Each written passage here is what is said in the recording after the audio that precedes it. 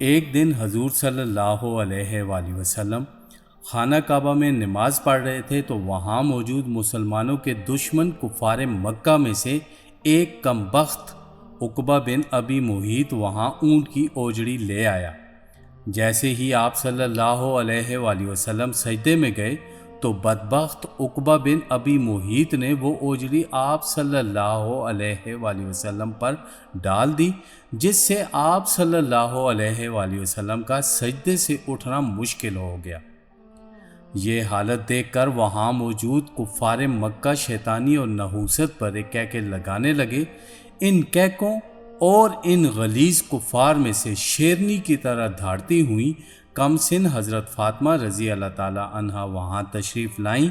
اپنے بابا رحمت عالم وجہ کائنات حضرت محمد مصطفیٰ صلی اللہ علیہ وآلہ وسلم کی گردن اور کمر مبارک سے وہ اوجڑی اپنے چھوٹے چھوٹے ہاتھوں سے اکیلے ہٹائی اور للکارتے ہوئے کفار مکہ کو وہ بد دعا دی کہ جس کا اثر اس زمین و آسمان اور اس زمین و آسمان میں پائے جانے والے نباتات و حشرات سے لے کر جانوروں تک نے غزوہ بدر میں دیکھا، اور ان کفار مکہ کا انجام قیامت تک کے لیے عبرت کا نشان بن کر تاریخ کی کتابوں میں محفوظ ہو گیا۔ چند دن پہلے اسکول سے واپس آتے ہوئے سڑک کے کنارے ایک مرد اور ایک 12-13 سالہ لڑکی کو سڑک کنارے دیکھا، جن کا بامی رشتہ باپ بیٹی کا تھا۔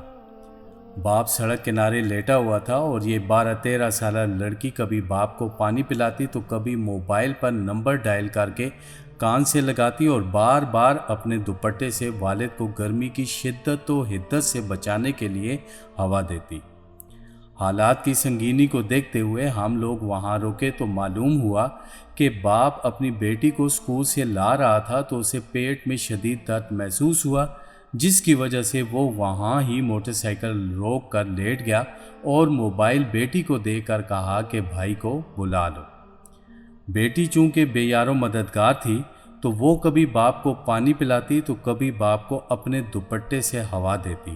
اور جب باپ کے درد سے کراہنے کی آواز برداشت نہ کر پاتی تو موبائل سے بھائی کو کال ملاتی۔ ہمارے وہاں رکنے پر بیٹی کو بھی حوصلہ ہوا اور باپ کو بھی کچھ تسلی ہوئی۔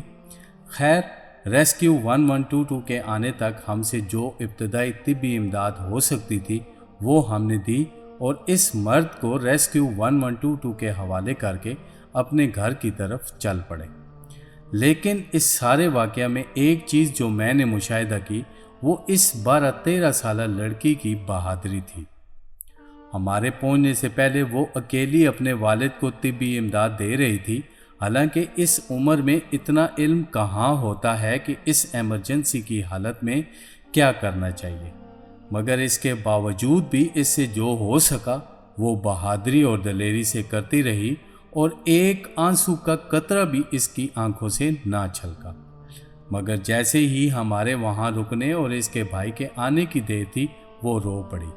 اس سارے واقعہ کے دوران اس لڑکی کا دوپٹہ سر سے سرکا اور نہ ہی اس نے بہادری کا دامن چھوڑا، کیونکہ بیٹیاں تو بہت خوددار، بہادر، غیرت مند، باحیا، باشرم، سچی، کھری اور مخلص ہوتی ہیں۔ 3 سالہ میرب،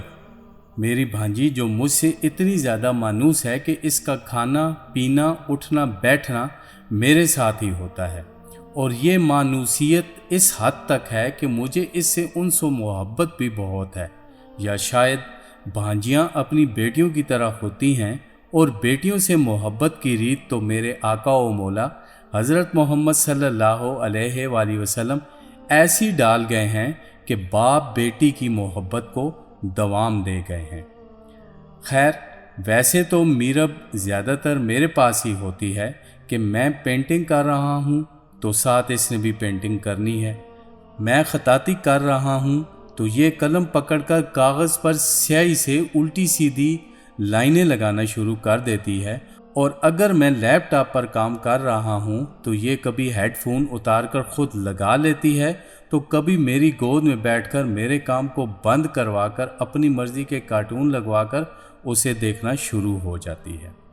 مطلب کہنے کا یہ ہے کہ میرب کو مجھ سے کسی قسم کا ڈر، خوف یا ہچکچاہٹ نہیں ہوتی ہے،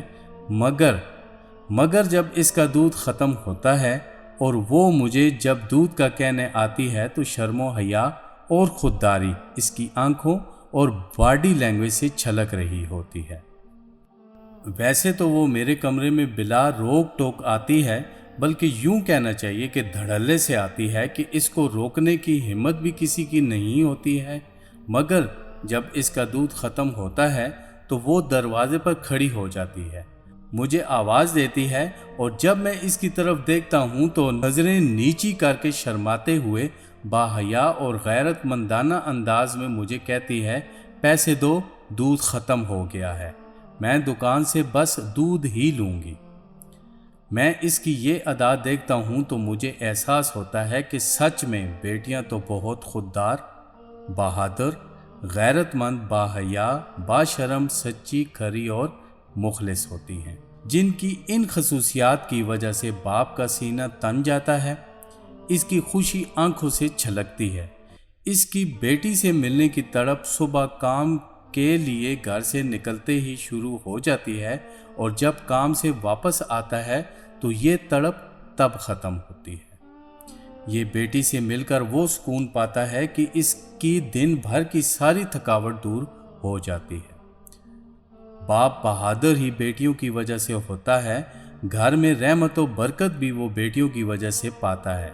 وہ اداس ہونا اور رونا بھول جاتا ہے کہ اب وہ بیٹی کا باپ ہوتا ہے، کیونکہ بیٹیاں تو بہت بہادر، غیرت مند، باحیا، باشرم، سچی، کھری اور مخلص ہوتی ہیں، مگر اس کے ساتھ ساتھ جب یہ سب الٹ ہو جاتا ہے، بیٹی کوئی غلط قدم اٹھا جاتی ہے، اس کی غیرت، شرم، حیا کسی بھیڑیے کی نظر میں رچ بس جاتی ہے، اس کی سچائی کسی جھوٹے کی وجہ سے جھوٹ میں بدل جاتی ہے، یہ کسی کے لیے اپنی خودداری، اپنی بہادری اور اپنی مخلصی کو دام پر لگا دیتی ہے، چاہے وہ خاوند ہو یا چاہے کوئی غیر، تو پھر باپ کا تنا ہوا سینہ کمر میں خم بن جاتا ہے، اس کی آنکھوں سے آنسو رات کے اندھیرے میں چھلکتے ہیں، وہ بہادری سے اس بزدلی میں آ جاتا ہے کہ لوگوں کا سامنا کرنے سے گھبراتا ہے، گھر سے باہر نکلنا تو دور کی بات، وہ گھر میں ہی اپنے کمرے سے نکلنے سے ڈرتا ہے، رشتہ داروں اور عزیز و اقارب کا سامنا نہیں کر پاتا ہے، اکیلے میں وہ ڈرتا ہے اور پھر روتا ہے، اسے یہ رحمت کبھی کبھی زحمت لگتی ہے، اور وہ یہ سب اکیلے سہتے سہتے سینے میں یہ دکھ درد چھپائے بنا کسی کو اپنا غم بتائے، ایک دن منو مٹی کے نیچے خاموش ہو کر ہمیشہ کے لیے سو جاتا ہے۔